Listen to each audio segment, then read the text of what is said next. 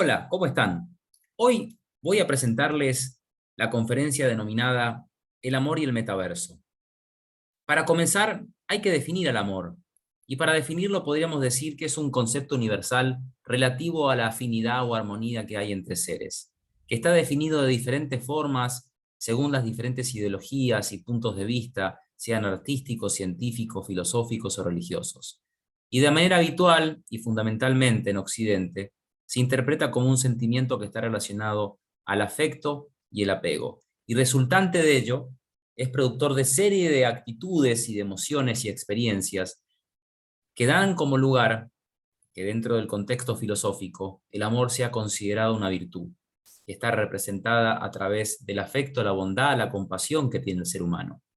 También podríamos decir que se puede describir como acciones dirigidas hacia otros y que están basadas en la compasión, o bien como acciones dirigidas a otros o hacia uno mismo, que están basadas en el afecto. El amor es importante porque la humanidad comenzó gracias al amor. Gracias al amor nosotros hoy estamos donde estamos.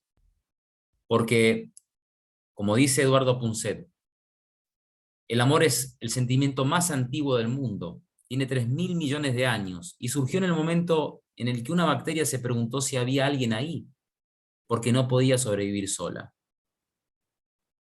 Y en parte a eso da la idea de que gracias a que dos bacterias se enamoraron, hoy nosotros somos lo que somos. Y el motor de la vida y el motor del ser humano, sin ninguna duda, es el amor. Un amor que necesita de ser construido gracias a las experiencias, gracias al contacto humano y hoy gracias también a la tecnología, que hace posible que el amor pueda seguir existiendo. El amor es buscar la trascendencia humana para conectar con aquello que es eterno. El amor es el impulso esencial de la filosofía, que no es algo ni teórico ni frío, sino que tiene que ver con ese deseo de buscar el conocimiento, la felicidad y contemplar la verdad que hay en el otro. Hay diferentes tipos de amor. Tenemos el amor de familia, el amor incondicional de una madre hacia su hijo, el amor de pareja, el amor hacia los animales, y en las últimas 2 décadas comenzamos a ver el amor a la tecnología, donde comenzamos a ver casos como el de Japón, donde personas se casan con sus inteligencias artificiales o se casan con robots.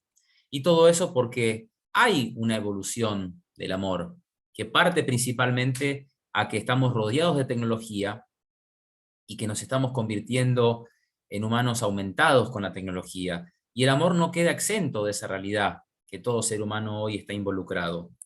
El primer amor, que de alguna manera podríamos definir que comienza después del siglo XVI, después de Cristo, se vio principalmente relacionado a que únicamente era lo físico que permitía que uno se enamorara.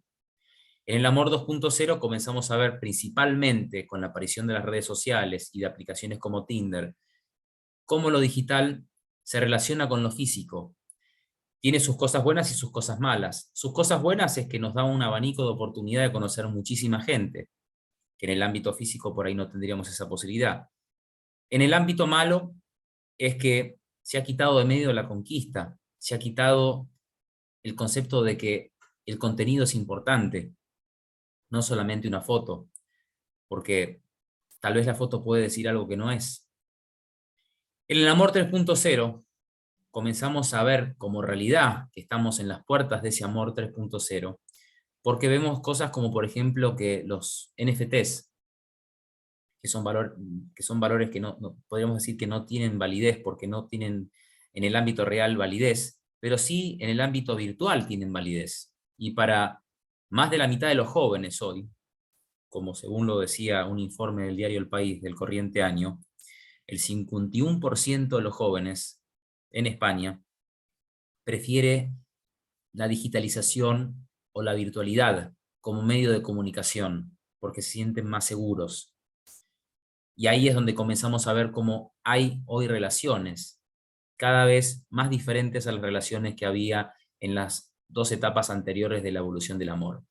Para luego pensar de que vamos también a un punto con todo este tema del metaverso, que va a ser la realidad extendida de esta realidad que nosotros tenemos, donde vamos a ver la fusión de la realidad física, que se puede apreciar con todos los sentidos que el ser humano tiene, con la realidad digital, que es gracias a la extensión del cerebro humano que ha permitido justamente la aparición de los celulares y que ha permitido esa aparición de celulares que existan las redes sociales, y esas redes sociales han logrado eventualmente que exista la conexión diferente que hoy todo ser humano tiene.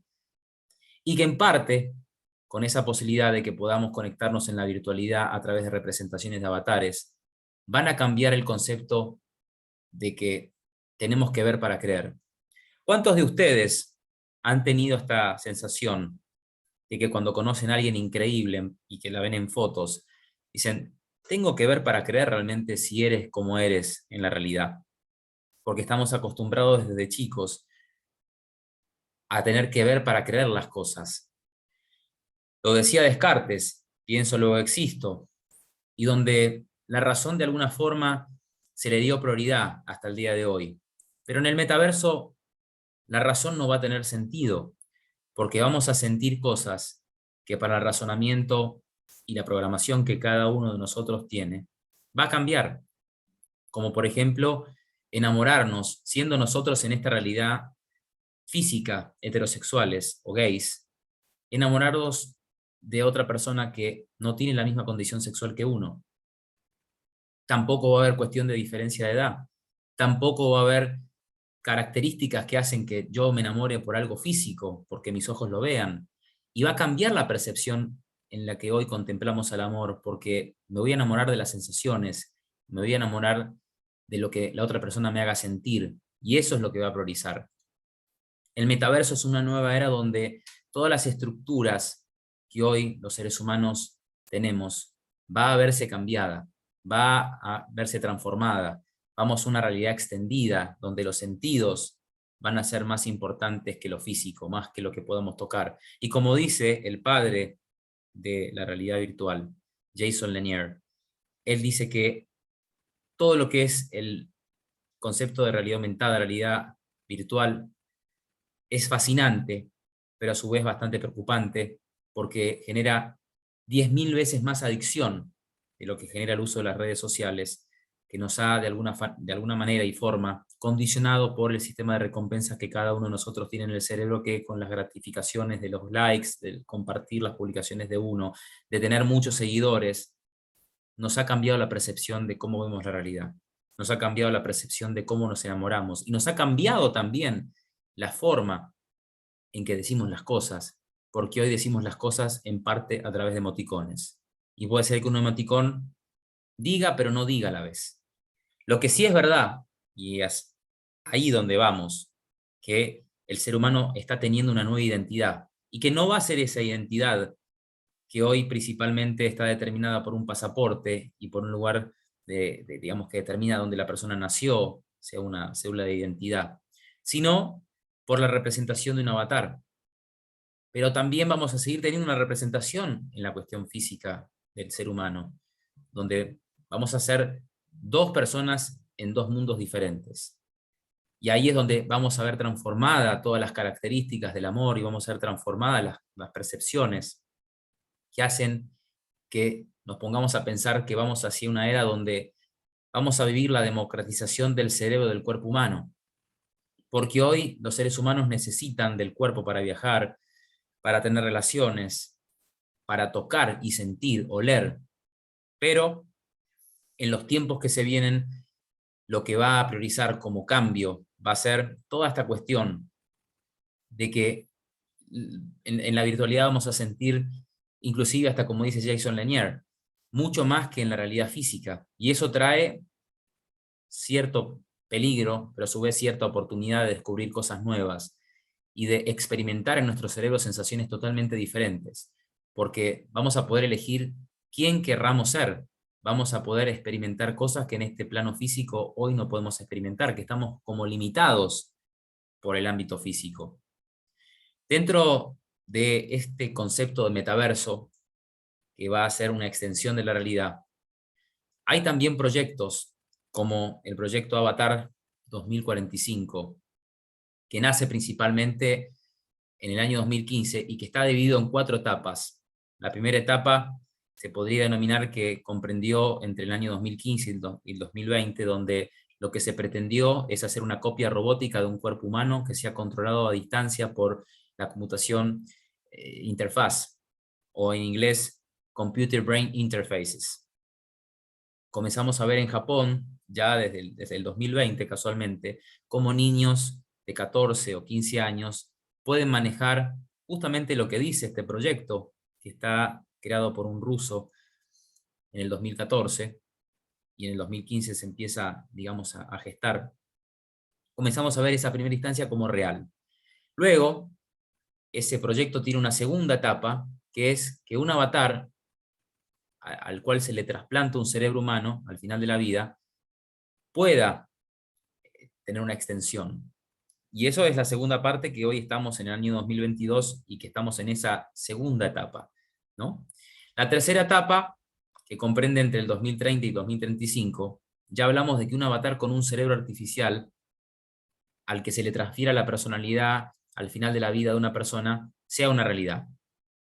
Para luego llegar a un punto donde entre el año 2040 y 2045 se va a lograr un avatar similar a un holograma y que prácticamente nosotros nos terminemos convirtiendo en conciencias, sin necesidad de un cuerpo físico, y que podamos optar de pasar nuestra conciencia a un ente físico, no biológico, sino artificial, como así también la posibilidad de que podamos meter nuestra conciencia en un ordenador y vivir dentro de un ordenador. Para muchos que han visto series como Black Mirror, es una posibilidad bastante tangible. Y para los que creen que se puede hacer una réplica del cerebro también. Pero hay sus retractores en cuanto a que esto es posible, como por ejemplo lo puede decir Roger Penrose, un premio Nobel, que manifiesta que la conciencia no es algo que se va a poder replicar, porque nace en los microtúbulos de las neuronas. Y eso hace que la conciencia esté conectada a una parte universal que está por arriba de la cabeza, que la conciencia no está en la cabeza como que se va a poder de alguna manera replicar. Pero sin contar lo que dice este científico Roger Penrose, lo que vemos es que la primera etapa del proyecto Avatar 2045 hoy la podemos ver. Y la podemos ver también cuando vemos que ya hay implantes desde el 2020 de personas que no pueden hablar, pero que se pueden comunicar telepáticamente por el implante que tienen en su hipocampo. Ya lo comenzamos a ver, por ejemplo, con el científico fallecido Stephen Hawking, que con un implante podía mandarle información a una computadora, entonces hablaba a la computadora a través de las frecuencias cerebrales que tenía en su cerebro. Y eso nos da como conclusión de cuál es el futuro que tiene el ser humano, de cuál es el futuro que tiene el amor como motor de toda sociedad, como motor del ser humano, donde tiene que seguir existiendo, pero que no es que va a morir, sino que se va a transformar. Y que para que siga existiendo el ser humano, indefectiblemente tiene que haber amor. La cuestión es que el amor se va a reinventar, pero ¿cómo se va a reinventar? Depende de cada uno de ustedes y de la interpretación que cada uno le dé de lo que es el amor, para qué sirve, o cómo voy a sentirme gratificado por experiencias que sean denominadas amor. Pero no es que vaya a morir el amor porque venga el metaverso o porque en algún punto de aquí a los próximos 30 años tengamos la posibilidad de solamente ser conciencias y de descargar las sensaciones que nos produce el deseo sexual. Esto no cabe duda de que es un cambio, pero la pregunta que les quiero dejar es, ¿están listos para experimentar los cambios que se vienen? Les dejo esa pregunta. Que sigan muy bien.